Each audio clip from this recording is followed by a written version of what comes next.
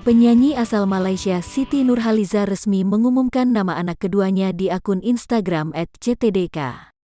Pada unggahannya, penyanyi kelahiran 1979 tersebut memamerkan rupa sang bayi yang tampak menggemaskan.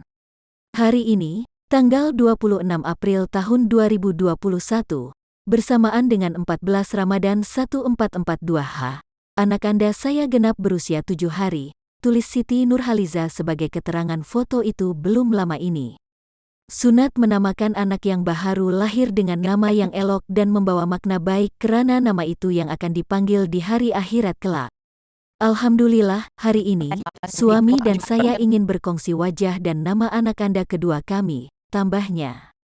Pelantun Cindai tersebut akhirnya mengumumkan nama anak keduanya yakni Muhammad Afwa. Kami menamakan anak Anda kami dengan nama Muhammad Afwa yang membawa makna keampunan atau kemaafan, kata Siti Nurhaliza. Alasan Siti Nurhaliza memberi nama Afwa karena ia lahir bertepatan saat bulan suci Ramadan.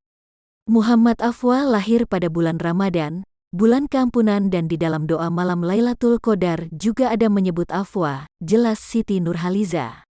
Afwa melengkapkan afiah dan terdapat di dalam doa yang saya dan suami pilih yaitu doa lengkap afiah. Lanjutnya, Siti Nurhaliza berharap bahwa sang anak selalu berada dalam lindungan Tuhan.